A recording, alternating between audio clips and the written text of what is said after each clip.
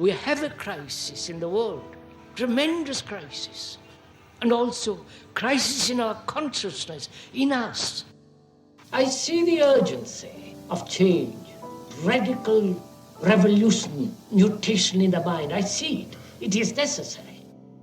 There is complete quietness of the mind, and that which is silent has vast space. Only then that which is nameless comes into being.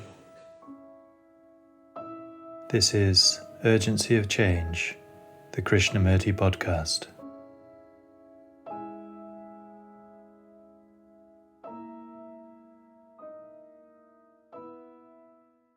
Shall I seek a job according to my idiosyncrasies, which means according to my conditioning? My conditioning is the result of society, which says prestige and status are most important, not function. Hello and welcome to episode 204 of Urgency of Change. Each episode of the Krishnamurti podcast features carefully selected extracts from the archives. The aim is to represent different aspects of Krishnamurti's radical approach to many of the issues and questions we all face in our lives. This week's theme is work.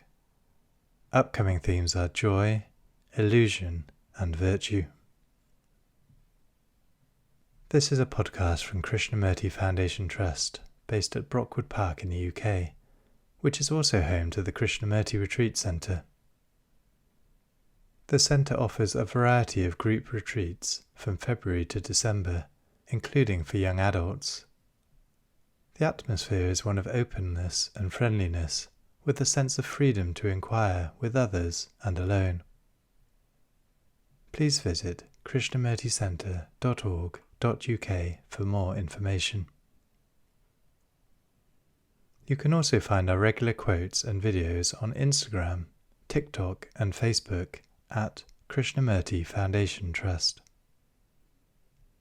If you enjoy the podcast, please leave a review or rating on your podcast app, which helps our visibility. This week's episode on work has 5 sections. This first extract is from the second question and answer meeting in Saanen, 1980, titled Right Living, Right Livelihood. When the questioner says, I'm a teacher, I have to struggle not only with the established system of schools and education, but also my own life is a constant battle with myself. And must I give up all this? And then what shall I do if I give up all that? So he's asking not only what is a right teacher, but also he wants to find out what is a right living. I hope, yeah? What do you think is right living?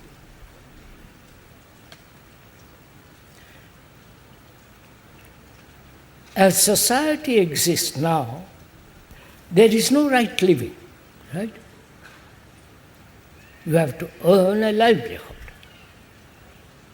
You have to earn money, you have a family, you have children, you become responsible for them, and so you accept, if you have been through university and so on, you become an engineer, professor, electromagnetic teacher, and so on, so on, so on. As the society exists now, can one have a right living? You understand my question? Or to search out a right living becomes merely a utopia, a wish for something more. So I'm asking myself, and you are asking yourself, I hope, what is right living? What is want to do in a society which is corrupt, which has such contradictions in itself, in which there is so much injustice? All that is the society in which we live. And I am not only a teacher in a school or in a college and university, and I'm asking myself, what shall I do? You understand me? Are you asking this too, or are you just waiting for the speaker to tell you? What is one to do in a society so deteriorating, degenerating, conflict, wars, violence and terror? What is one to do? What is the right livelihood? Or would you ask the question, is it possible to live in this society not only having a right livelihood, but also to live without conflict? That's what the question also asks. Is that possible?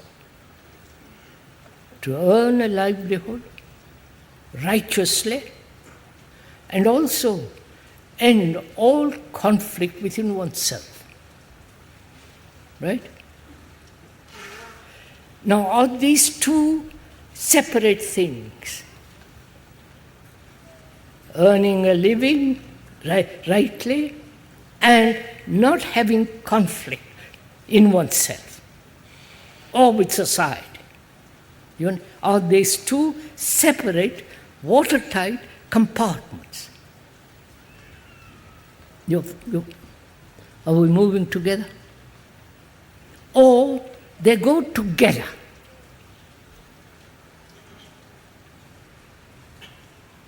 If I know how to live, or aware, or live a life without any conflict, which requires great deal of understanding of oneself, and therefore enormous sense of intelligence, not the clever intelligence of the intellect, but the capacity to observe, to see objectively what is happening, both outwardly and inwardly, and knowing there is no difference between the outer and the inner. You're following all this? It's like a tide that goes out and comes in.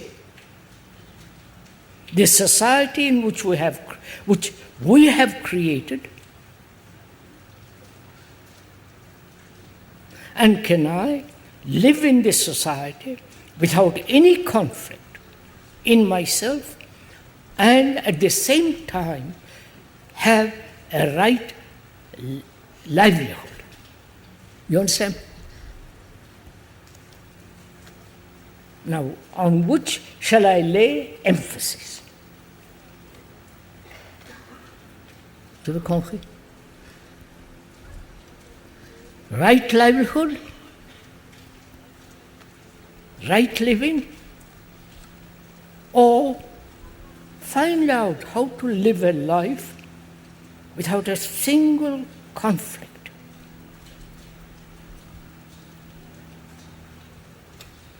Now, what would you do when this question is put to you and you have to answer it? You're following this? What will you do? Which comes first? The bread or the other? You understand what I'm... Please don't look so... Join me.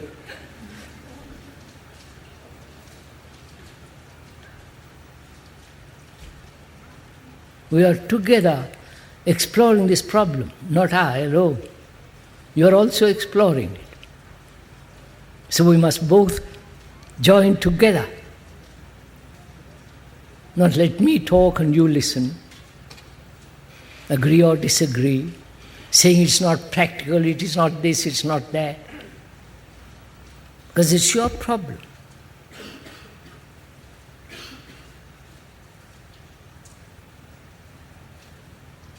So we're asking each other, is there a way of living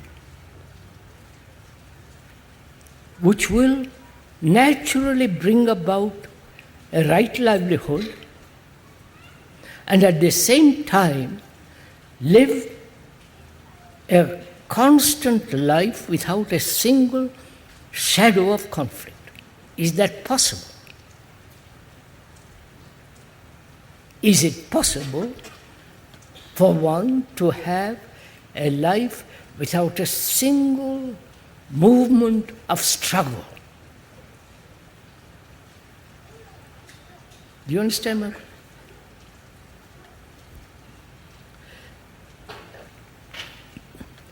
People have said you cannot live that way except in a monastery or become a religious monk. Because then society looks after you. Right? You're following all this? Society looks after you. Because you have renounced the world and all the misery of the world, and you are committed to the service of God, in quotes. Right? So, there, since you have given your life over to something or an idea or a person or an image or a symbol, because you are so deeply committed to that, you may ask society to look after you, which is what happens in a monastery. Right? Are you following all this? May we go on?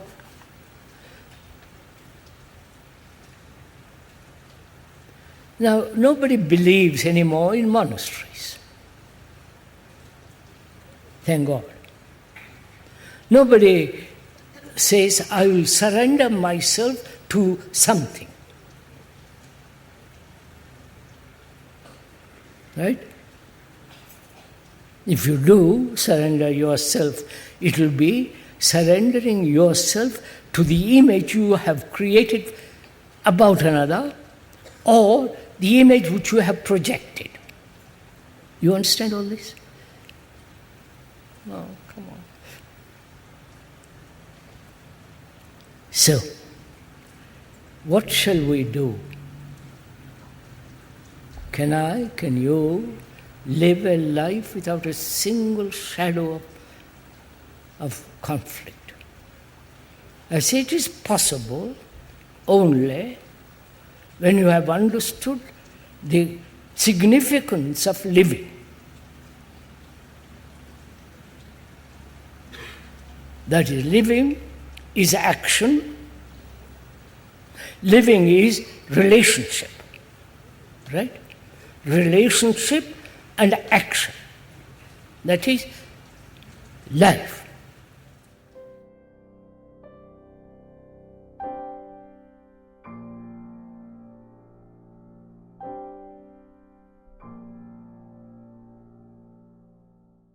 The second extract is from Krishnamurti's 7th talk in Saanen, 1972, titled A Job You Love. As things are, as the society, the culture, the economic structure of the world is as it is, how will you find out? And how will you, if you really love what you want to do, how will you be able to live? Or is that the question? Questioner says, I want to find a job which I really love. Is that the question?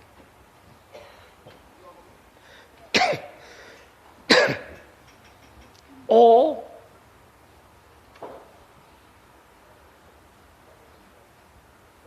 will you accept any job because you are not emotionally and psychologically dependent on the job? That is, through a job, you are seeking a status. Most of us are. We don't want to remain cooks. We want to become the chef. Because the chef has a status. We don't want to be merely a priest. We want to become bishops. And then the archbishops and finally the pope. Because that has immense prestige. So what most of us are concerned is not with function, but with status. Now, if you can remove from your mind the status, not seek it at all, then you accept what job you can, don't you? And then that job becomes interesting. I don't know if you follow all this. No, somebody disagrees with all this. Yes, sir.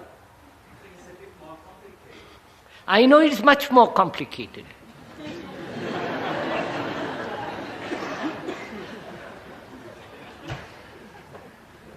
Because I'm married. I need children. I have children. I want more money. Cars, position. Oh, the responsibility of having a family in the modern world. One's terribly complicated. How will you answer the problem of each one? I may want a very simple job. I don't care. I really don't care. Whether I'm a cook or a gardener or a prime minister. I'm not, thank God. I really don't care. Because I'm not seeking status. Therefore I can function. I'm only concerned with good functioning. Another may want a good position. He's driven by ambition. He's always competing, aggressive. And being aggressive, he has his own problems. And so on and on and on. Now, how will you answer this question? Please listen to this. That will answer every variety of human being who wants a job. And for every job, there are about 3,000 people after it. You understand?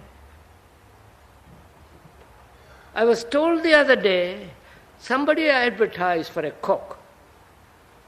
And BAs and MAs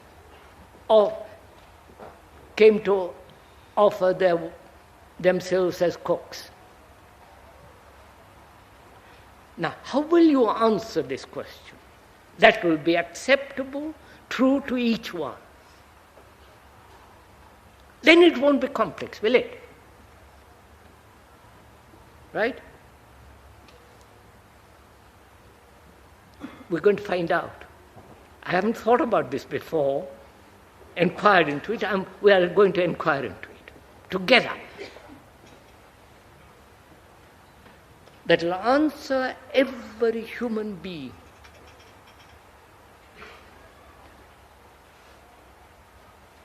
Does he seek a job according to his temperament?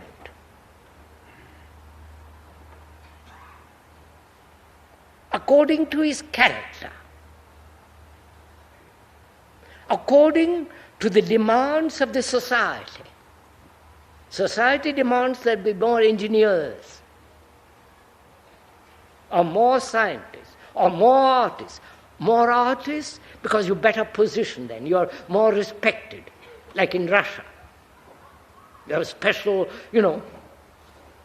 houses and special facilities.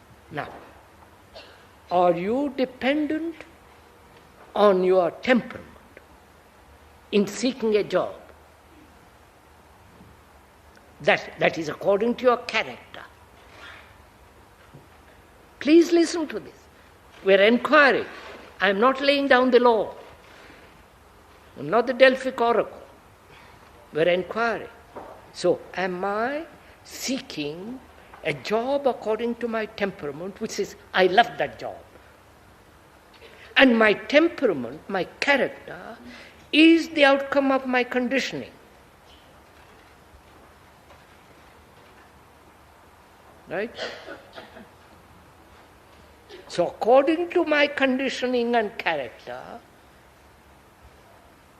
according to that, the job is decided. Right? Or my conditioning expresses itself in peculiar idiosyncrasies. The artist, the scientist, this or that. Shall I seek a job according to my idiosyncrasy? Which means according to my conditioning. You're following all this? The conditioning is the result of the society I live in. And that society says prestige, status is most important. Not the function. And so, my conditioning says I must be at the top of my profession, the prestige. So, shall I, being brought up in the culture in which I have lived, follow the dictates of the culture, dependent on temperament and idiosyncrasy, or what shall I do? Go on, sir. What shall I do?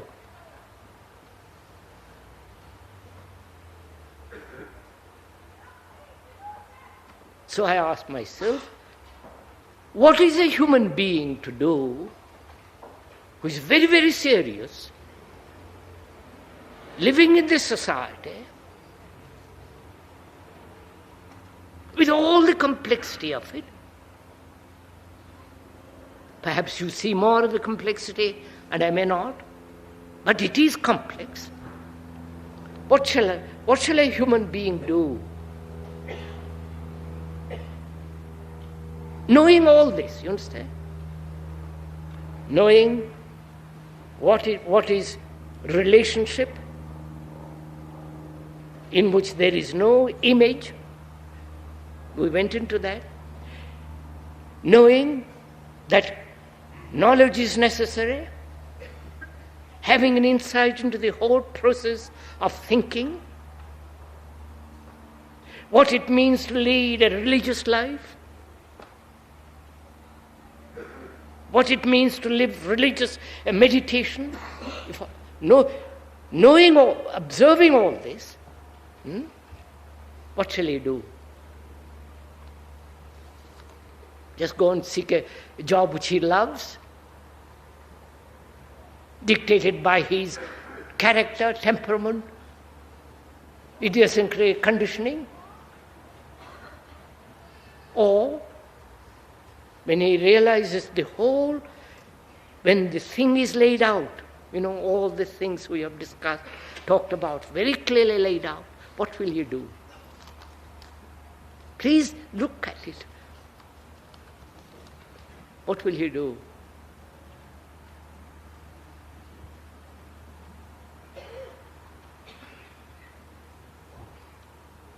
Can I leave that question with you?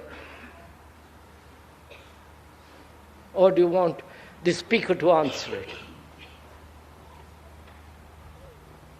Look, sir, what will you do?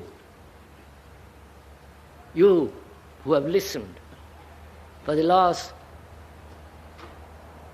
fortnight. We discussed, gone into the question of psychological revolution. And that's the only revolution, not violence. We discussed, went together, shared together the whole question of relationship. We talked about knowledge and the necessity and the importance of knowledge, and at the same time, freedom from the known, the two together living, moving together. We have talked over religion, authority, love, death, and a mind that is so marvelously clear and, lives in a different dimension and so on. We've discussed all this. What shall I do after hearing all this?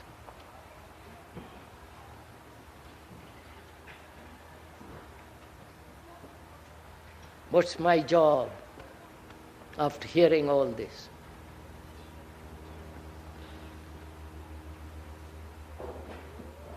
Well, so what do you say?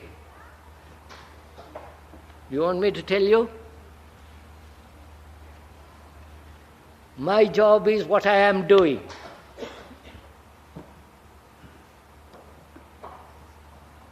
You understand? To teach, to learn, to bring about a different human being. That's my job, because if you have listened carefully right from the beginning, that will be your job. And if you don't love that job, don't do it.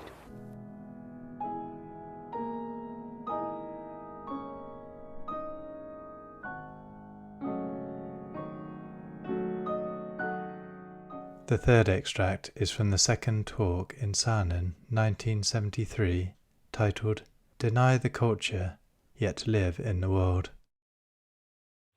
I do not regard the human mind as the West or the East. It's a human mind. Now this mind is conditioned by a culture, by an environment, economic, social, climatic. This mind has been shaped through time, through knowledge, through experience,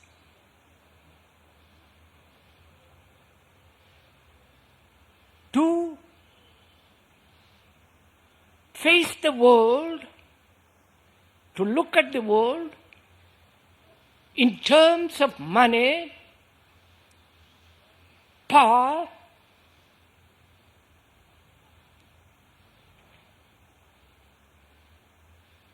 pleasure, and to be able to kill. Right? Look at it. Probably Christians have killed more people than any other people in the world.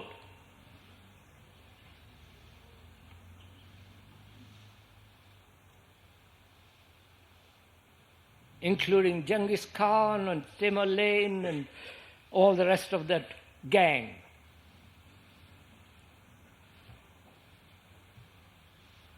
So you are conditioned to kill not only other human beings, through scientific warfare, but also to kill animals for your food.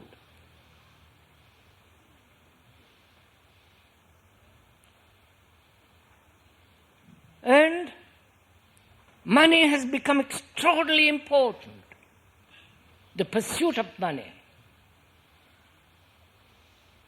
Because having money gives you pleasure, position, so-called freedom, security.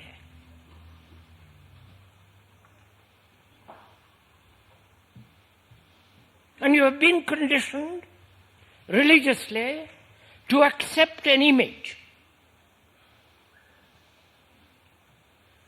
transferring all your particular sorrows to that image.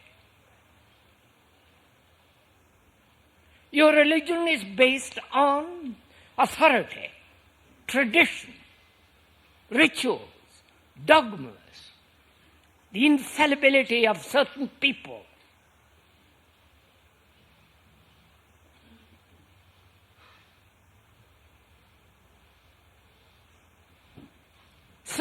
Socially, you're seeking power. Competition is very rampant. And you can compete efficiently when you have great knowledge. So education is the cultivation of memory, so that you have an instrument of it which is efficient to kill, to survive. So that is your conditioning, as it is in the East, in a different way. I think there is no question about this, right?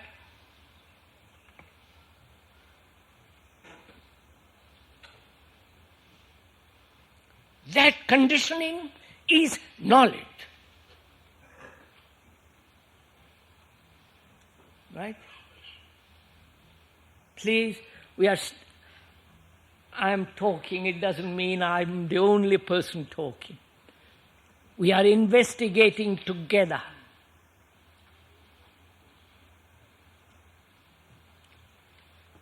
And in this investigation, you see, technologically, scientifically, medically, you have advanced tremendously. But also, you have destroyed the earth. You have killed thousands and thousands of people for an idea or for money or for the exploitation of the earth. You call yourselves Christians. You say you love God and you kill man.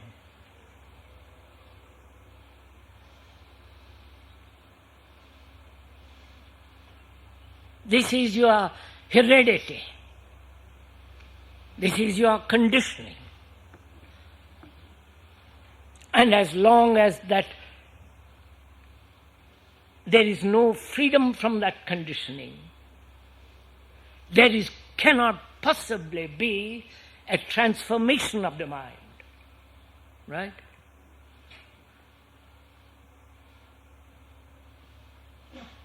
So, transformation of the mind implies total negation of this civilization, of this culture.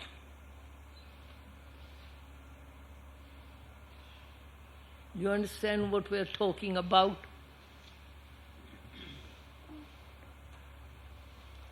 Total denial of this monstrous culture that made us what we are.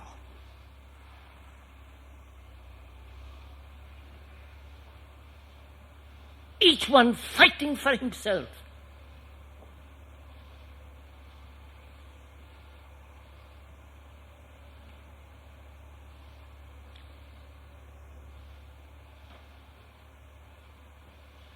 And in this culture we say we must work, change the world. different values, new structure.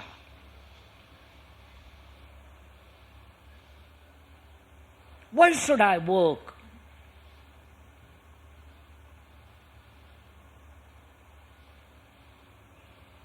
You say you must work in order to survive, which means maintain the structure as it is. And the reaction to that is, I won't work. Why should I work? I hope you're all following all this.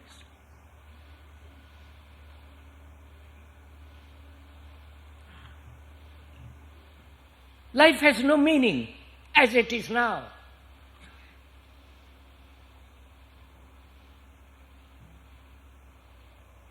Has it?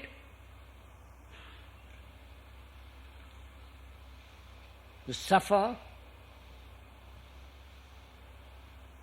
You're constantly in battle with yourself and with your wife, husband, with your neighbor, with your partner. Conflict.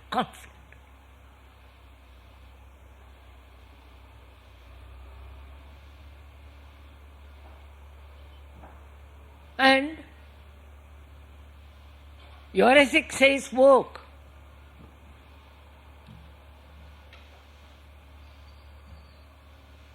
But your ethic doesn't say what is the meaning of life. Unless you find the meaning of life, why should I work?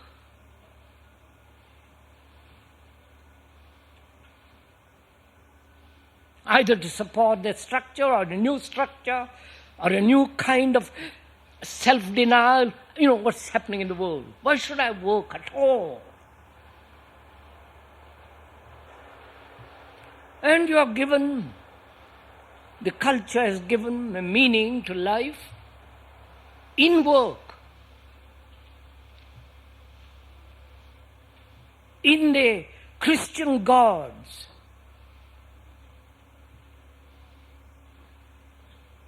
meaning to life, going to the moon,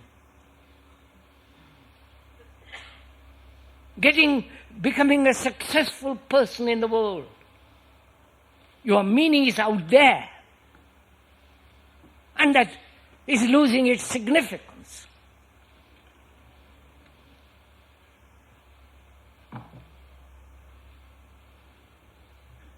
These are all facts. And so,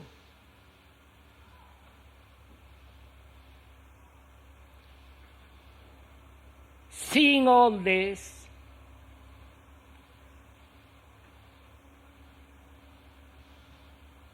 made sorrow.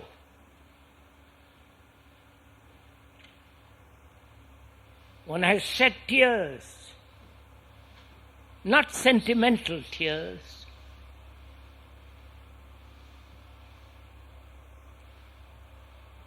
One has inquired, searched, looked here and there. None of them give the answer. They say, follow me, worship me, accept this pattern of behavior, work for another. Don't work for yourself. Be concerned about the society, not about yourself.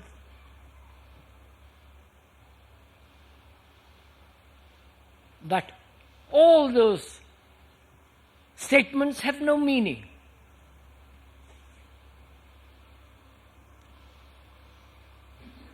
Because one has not found the meaning of life, meaning of existence, which cannot be found in any book, in another. In following a guru, an authority, none of them give you the meaning of existence. You have to find it for yourself. That's what we're going to do. The speaker is not telling you significance or the meaning of life, but together.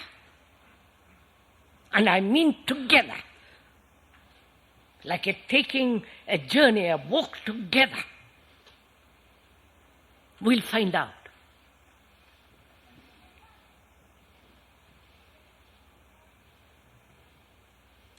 And to find the meaning, not the purpose. Purpose, you can invent a purpose. If you are clever, intellectual, or fairly reasonable, fairly balanced, you can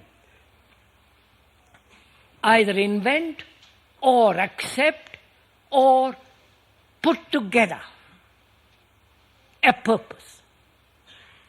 The purpose has no meaning.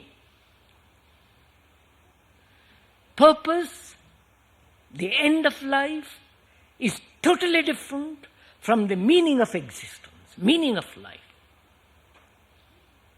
The one becomes superficial, whereas if one is really inquiring into the deep meaning of living, then it leads the mind very, very far.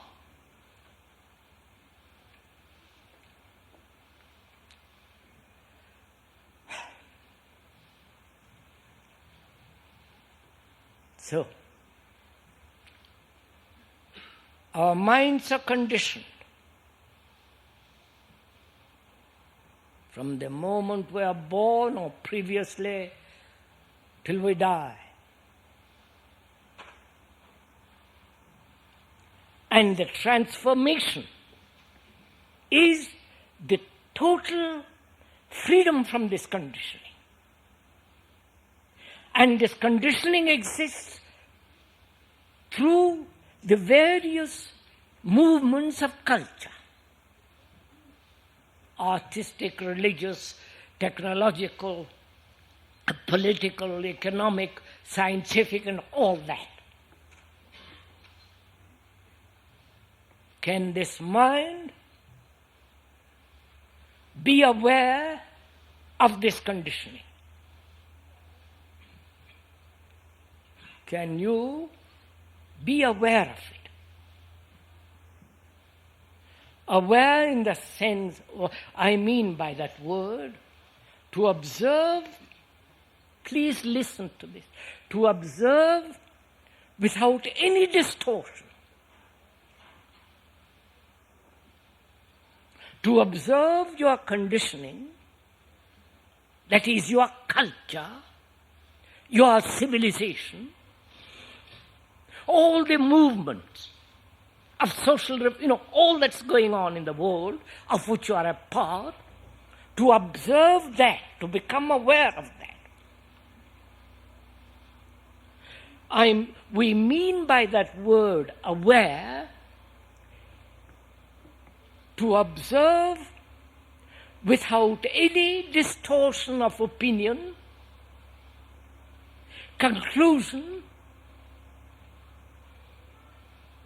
without the interference of your tendency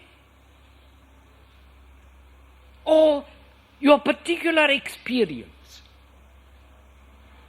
To be aware of this conditioning without any choice, just to watch.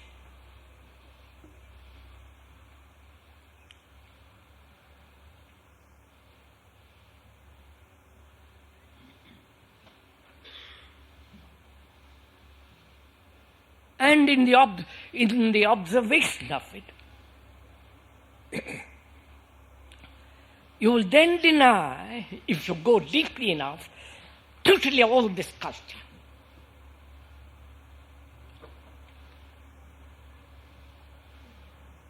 And yet you have to live in this world.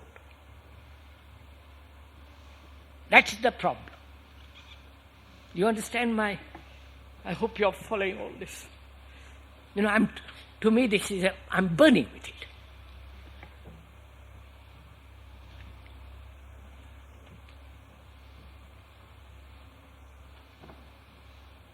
How can this mind live in this world which is so appalling, so destructive, so meaningless, and turn my back on it completely. And I mean by turning back, actually put away all the rubbish it has put in my mind. Their religions, their attitudes, their opinions, their immorality, their sense of monetary importance, the whole of that, the killing.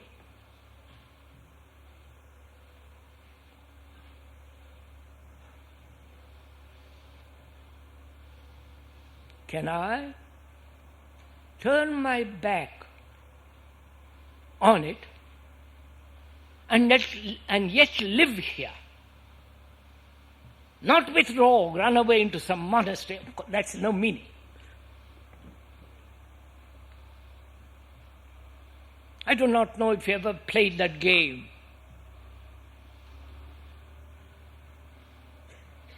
Of withdrawing from the world.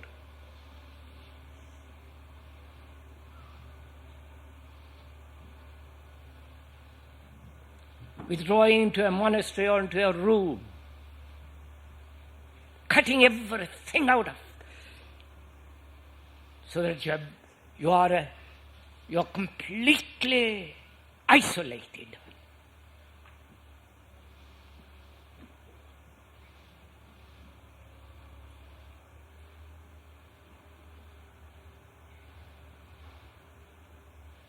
And if you have ever done it, even for a day or even for a week, you'll soon find out that's not the way out. That's again the movement of thought which, in its reaction to this mad, confused, insane world, says, I can only solve it by withdrawing it.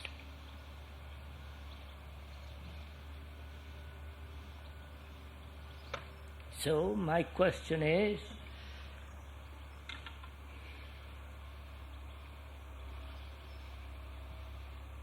first, can this mind, which is the result of this civilization and this culture, and therefore has very little meaning, can the mind become aware of it, choicelessly, observe, and yet I have to live here. I have to do things every day. How is this possible? You following all this?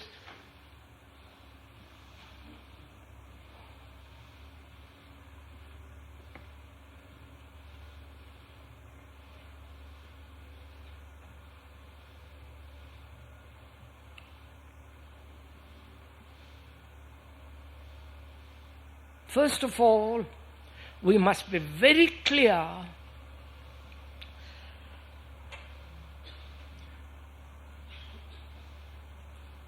that the description is not the described, right? What we have described, put into words, is not the thing itself.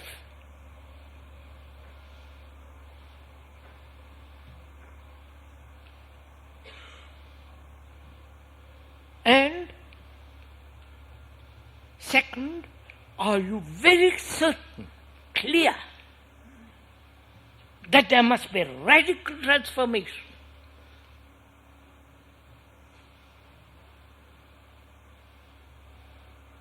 Not have your finger in this social order or in this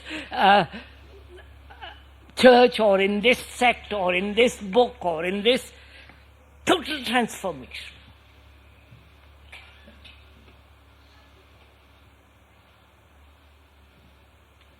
And third, this mind which is the result of this culture, this civilization. It's the result of that. And to be free of that conditioning, you must totally deny the culture.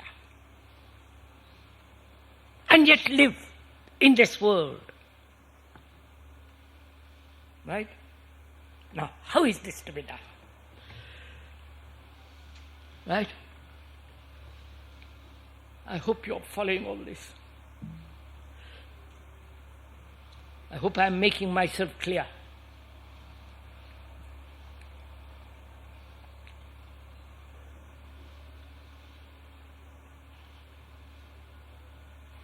I have to live in this world with all the madness around me.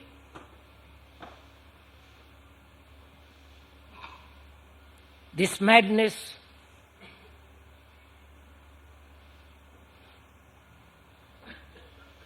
which has tried to give a meaning to life,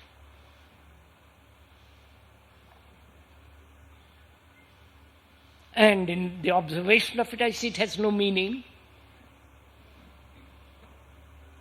I have to live with this structure and yet not belong to it in any way. Right? Now, is this possible?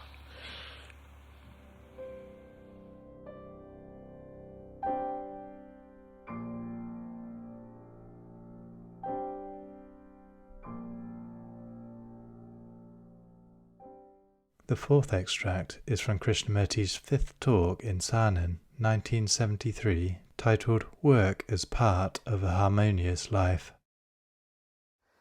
Would you go into the question of earning a livelihood? Because that requires capacity, that requires thought, that requires knowledge. Would you go into that? As the culture and the civilization exists now, of which we are a part, we are brought up to work for our life. Work, all day long. Right? What a horror it is.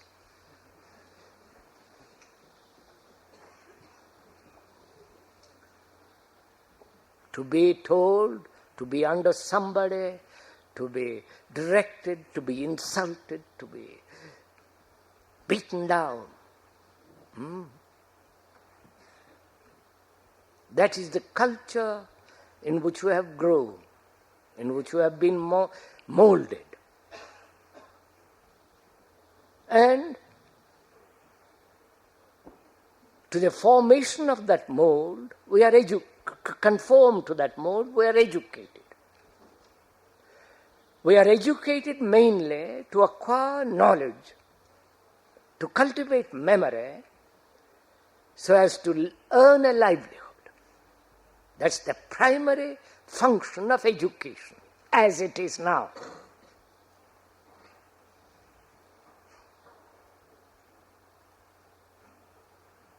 Therefore, in that education, there is conformity, competition, imitation, ambition, success. Success implies more money, better position, a better house if you're a communist, and so on, so on, so on. That is the structure in which we have been brought up. And knowledge has become tremendously important to function in this field. Therefore, the cultivation of memory. And you discard totally the rest of it, rest of existence. That's a fact. Now you say, how am I to earn a livelihood, though I need knowledge, but yet I see the limitation of knowledge. Right? I need to earn bread and butter. I need to have food, clothes and shelter. Whether the state supplies it or I work for it. But it is the same thing, but I have to work for the state to offer me. So, that is the fact. Now, I have heard you talk about it. I have heard you say to me, knowledge is very limited. It's mechanical. And being very mechanical, we try to escape through religions, through sex, through idiosyncrasies, through neuroticisms, through the desire to fulfill ourselves in something apart from this work. I've heard you say that. And I see the truth of it. But yet what am I to do? How am I to live in harmony? Please listen to this. To live in harmony, having knowledge, functioning in knowledge, and also freeing the mind from this mechanical process of learning, so that the two run together. You understand? You're following what I'm saying? So that the mind lives, going to the factory, working, without competition, you follow? Because it's not concerned with achieving a position. It's only concerned with achieving a livelihood. I don't know if you see the difference. And also it sees very clearly the freedom from the known, right? Which is the knowledge, which is the past. Can these two streams move together harmoniously all the time? You're following your question, sir? Am I answering your question? Huh? That is our problem. Not the problem of earning more and more, which is what society wants, which is the consumerism, which is commercialism, which is buying. You follow all the tricks they're playing on the mind to make you buy. I won't. I see and I see at the same time the freedom from the known, which is knowledge. Can these two work together all the time so that there is no friction? You've understood my question?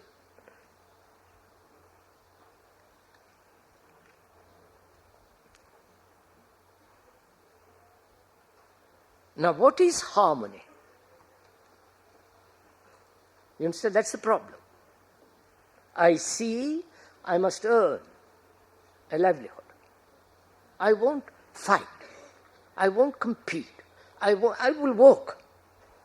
Because I put my brain, my capacity into it. Therefore, I work very efficiently. Because I have no psychological problems with work. I'm not competing with anybody. Therefore, my capacity, my energy, my way of writing, producing, whatever it is complete. Therefore, there's no conflict in it. There's no wastage of energy, right? I hope you see this. And so, I'm asking, what is harmony? You understand? I say there must be harmony between the two. Now, what is this harmony? Can harmony, this sense of balance, this sense of sanity, this sense of feeling whole, work, knowledge, and freedom from, That's the whole.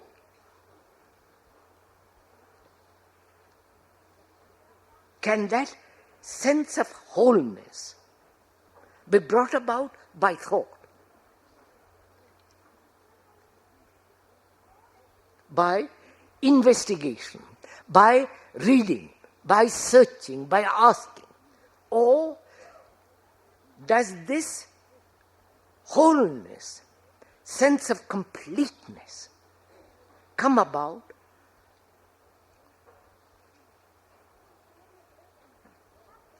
can thought bring it? Therefore, thought cannot bring it, obviously. So seeing, please see this, seeing that thought cannot bring about it, seeing that I will work efficiently with full energy because I have no psychological problems, you follow? And therefore, I'm only working to earn a livelihood for self-sufficiency. And I see the whole thing must work together. And it can only work together when there is intelligence. So intelligence is harmony. Are you getting what I'm talking about? Wait a minute, I'm finished. Just a minute, I'm just searching myself.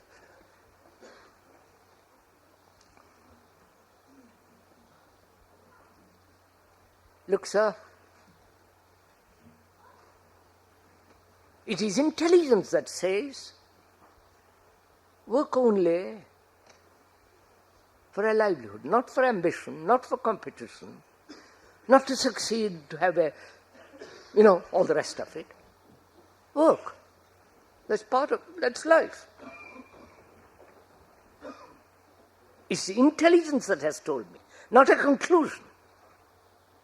And also intelligence says to me, freedom is necessary. So the intelligence says there must be harmony.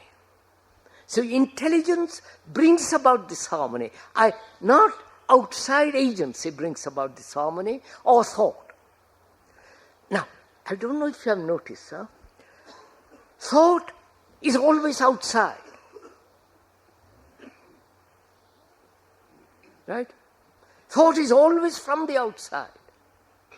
I was told the other day that in the Eskimo language, thought means outside. Right?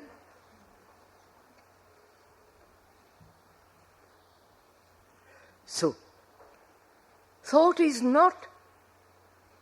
cannot possibly produce harmony, balance, this sense of wholeness.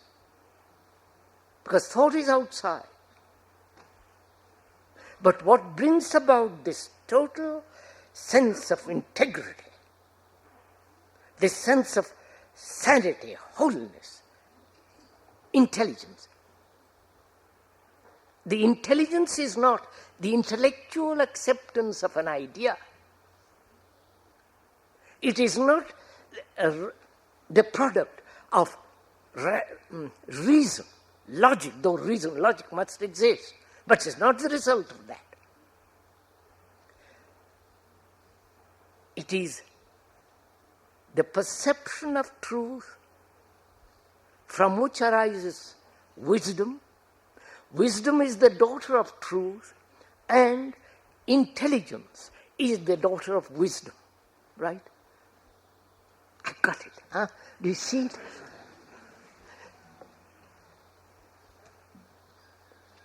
Now, so do work at this. You understand? So just look at it. Drink it.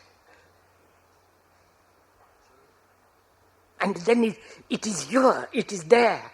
You don't have to struggle, read books and go through all the tortures of life.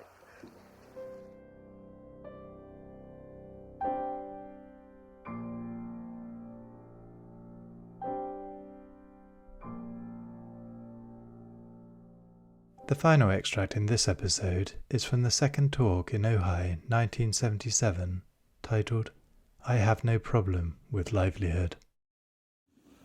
Nobody is going to tell you all these things.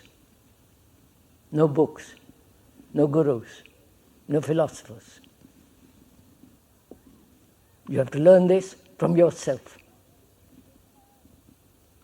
And you can only learn this from yourself when you have time, leisure, with mind not being occupied with all kinds of things.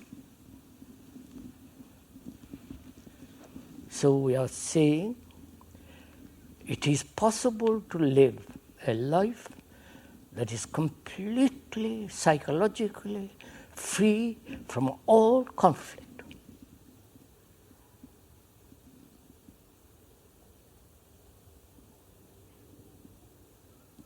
Has it happened to you?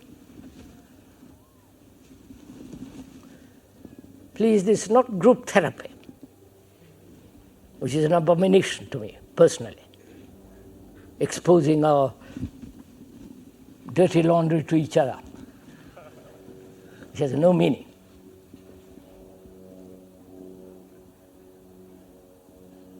But what we are actually doing is learning. Not memorizing, but learning, observing the fact. And the fact will do everything if you left the fact alone. Do you understand? So, the fact is that human beings live in the past, and therefore there is always division between the past and the present and the future. The past being the time. So we are saying, as long as, if I may go a little further, as long as there is a time interval in your observation between the observed and the observed, there must be conflict.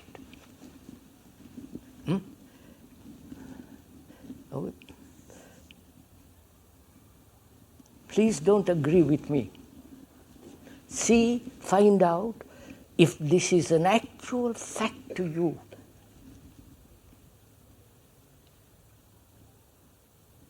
If this really,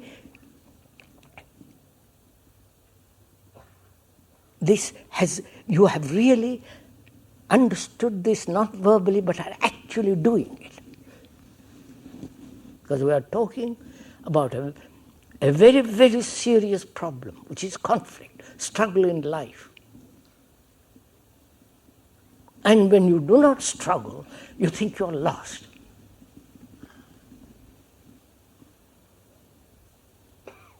And thereby be afraid of losing. Which is another form of conflict. So if you really have gone into this with the speaker together and discovered for yourself, not from the speaker, but discovered it for yourself, that as long as there is a division between the observer, the image maker, and the fact, which has no image, but only fact, as long as there is division, there must be everlasting conflict. That's a law.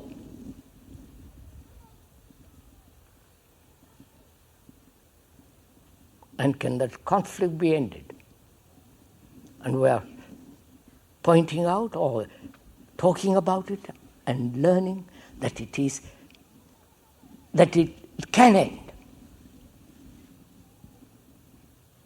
So when there is a psychological ending of suffering, ending of conflict, which is part of suffering,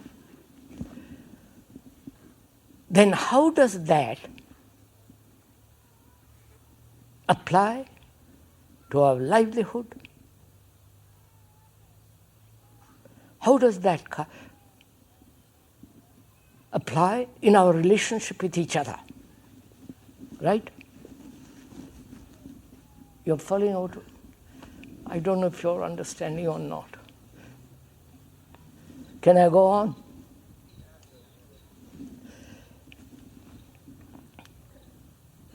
If this is a fact that you as a human being, who is the world and the world is you, which we went into yesterday very carefully, if this is a fact that you have really, that you are actually now living a life in which there is psychologically no conflict whatsoever, then how does that ending of psychological struggle, with all its conflicts, pain, anxiety, fear, how does that apply to our daily living? You understand? To our daily going to the office, etc., etc. What's your answer? If this is a fact to you, that you have ended psychological conflict,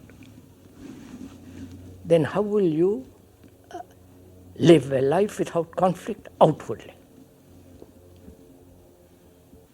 What am I to do if I live this kind of life? No conflict inwardly. Do you know what that means?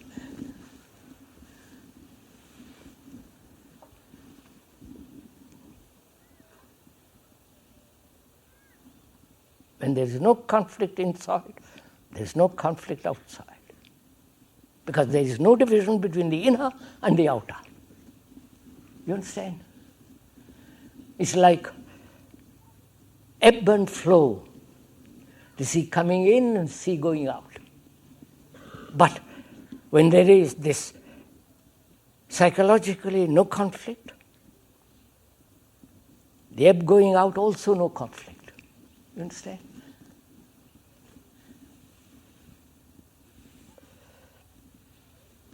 What shall I do? I have to earn a livelihood. Unfortunately. Personally, I don't.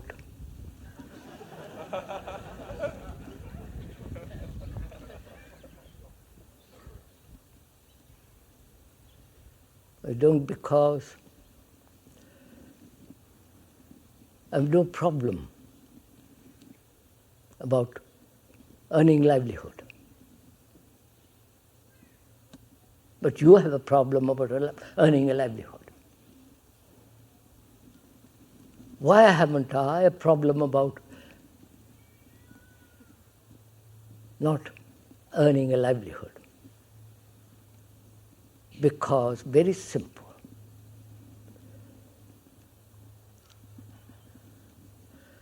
you're all waiting.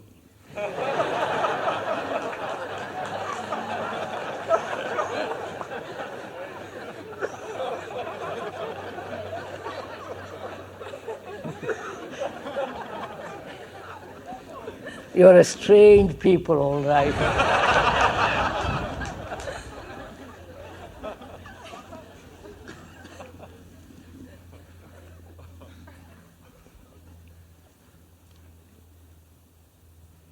I have no problem because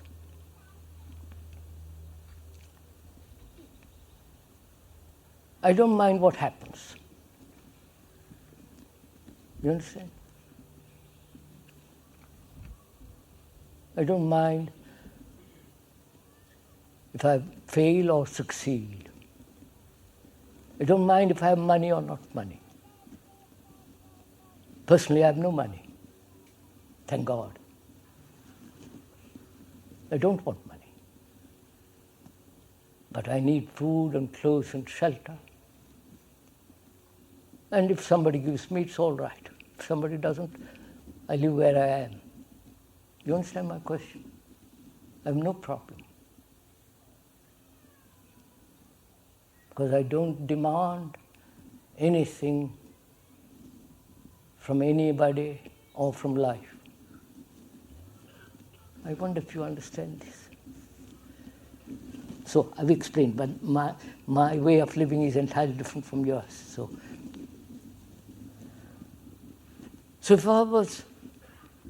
if I had to earn a livelihood, what shall I do?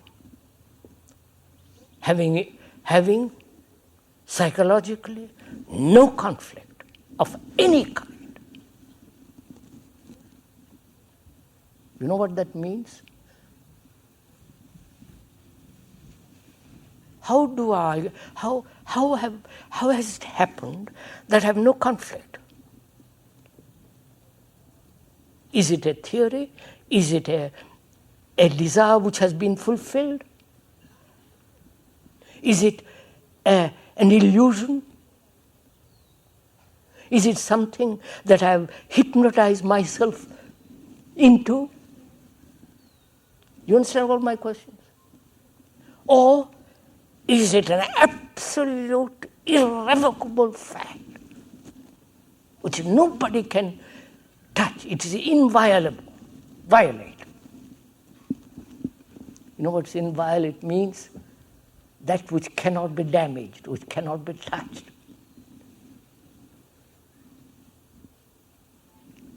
So if that is so, then what shall we do together? It is together. What shall we do together to earn a livelihood?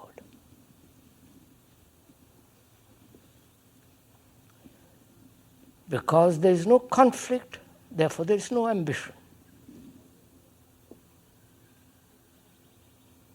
Because there is no conflict, there is no desire to be something. Right? Because there is no conflict, because inwardly there is absolute something which is inviolable, which cannot be touched, which cannot be damaged, then I don't depend psychologically on another. Therefore, there is no conformity, no imitation, and all that. So, not having all that, then I will do what I can in the world.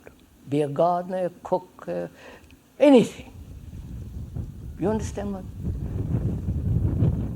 But we are so heavily conditioned to success and failure. Success in the world, money, position, prestige, all that. And that's what we are struggling for. But if none of that exists, you understand what takes place in a human being?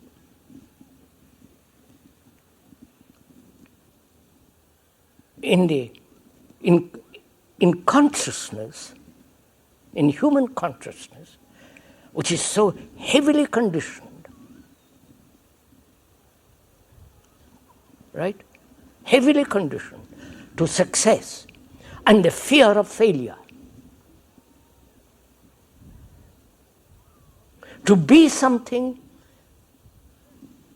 not only outwardly, but inwardly. That's why you accept all the gurus. Because you hope he will lead you to some illumination, some kind of illusory nonsense. Not that there is not something absolutely true, but nobody can lead you to it. So our whole consciousness, or most of it, is conditioned to accept, to live a life of constant struggle. Because we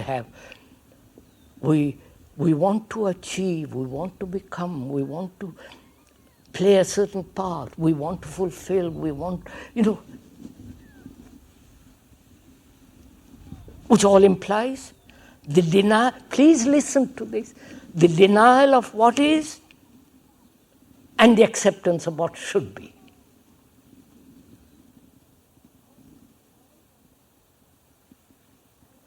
Because we deny what is and have created the ideal of what should be, that is conflict. But if you have but to observe actually what is, which means you have no opposite,